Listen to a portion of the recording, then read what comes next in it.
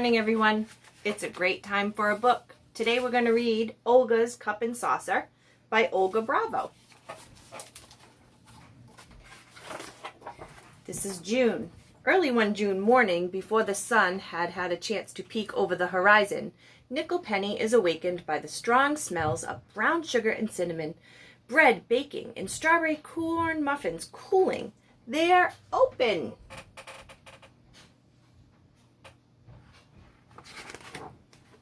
Nickel Penny lives next to a bakery. It sits on the edge of a farm beside a roadside farm stand. The stand sells the farm's fresh fruits and vegetables and jellies and jams from summer to fall. The bakery is called Olga's Cup and Saucer because it belongs to Olga, and it is as tiny as a teacup. Nickel Penny thinks of the people sitting outside eating pieces of fresh baked pie and sipping cups of a tea as a welcome sign. Nickel Penny wants to be a baker. She has been watching the bakers bake since the day she was born.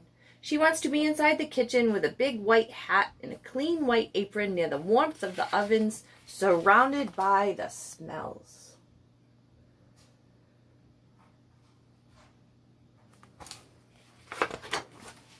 "Oh, look inside," says Nickel Penny. "The bread is rising. The bowls of dough are like mountains. The sink is overflowing with pots and pans, and look at those muffins." Suddenly, knives stop chopping, whisks stop beating. It grows quiet inside the kitchen. "Oh no," the bakers say. "We have run out of strawberries. We can't make more muffins, and the line of customers will be out the door."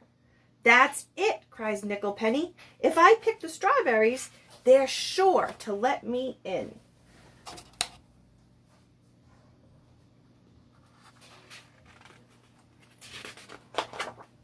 And off she runs to find the juiciest berries for Olga.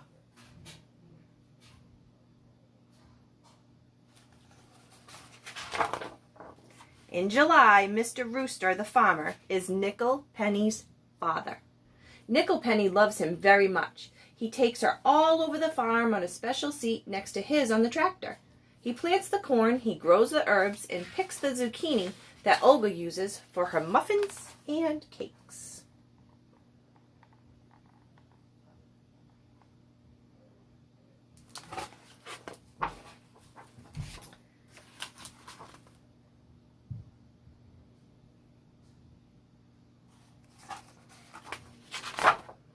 "Who will help me pick the blueberries? Who will help me pick the peaches? Who will help me gather all the baskets?" asked Mr. Rooster in the middle of July. "Not I," says the boy with the fishing pole resting on his shoulder, walking toward the pond. "Not I," says the boy wandering into the field of flowers with a book in his hand. "Not I," says the boy lying in the shade of the tree with the skunk cap pulled over his eyes. "I will," yells Nickel Penny. "I will help."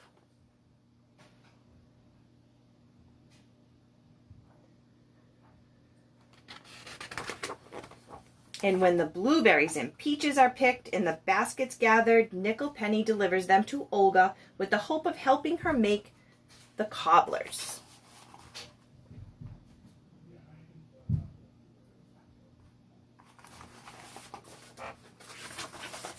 In August, it's very hot and dry. The cornfields behind Nickel Penny's house are tall and thick. The bees buzz around the raspberry bushes, which are full of red, plump, sticky fruit.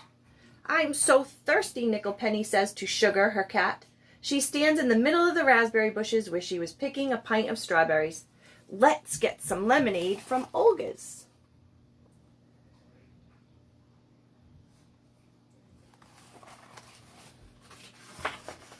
Olga is very busy. Becky, the pizza chef, is out sick and the kitchen is a mess. Flour flies through the air and lands on the tip of Olga's nose as she finishes the pizza dough. Nickel Penny walks through the kitchen holding her ice-cold lemonade in one hand and balancing the pint of strawberries in the other. Suddenly,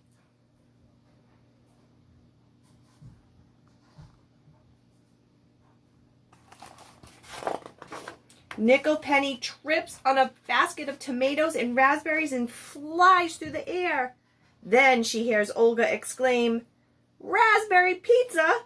What a great idea, Nickel Penny. You have become such a creative baker.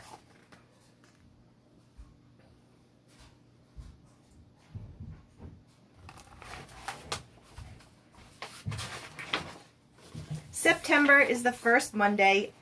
Well, no, September, the first Monday in September is Labor Day, when the summer season winds to an end. In the row of sunflowers that have grown tall all summer have bowed their heavy heads. Small orange pumpkins are growing in the distant fields. Olga and Nickel Penny and Mr. Rooster celebrate Labor Day with all their friends at an outdoor feast. Zucchini pies are baked, and corn is shucked, and tomatoes are sliced. In between the tomato salad and zucchini pie, Nickel Penny, Olga's newest baker, falls asleep dreaming up new recipes for the next season.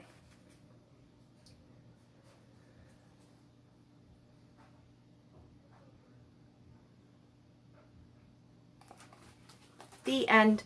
And the special thing about this story is this is a real place, Olga's. And if you ever want to visit, it's on 103 Point Street in Providence, Rhode Island. And if you can see, that's the little shop. And it was actually, the first one was on West Main Street in Little Compton, Rhode Island. I'm not sure if that one's still there, but I visit the one on 103 Point Street in Providence, Rhode Island. So today, guess what you all can do? Like Olga and like Nickel Penny, you can go bake. Bake something yummy. Bye.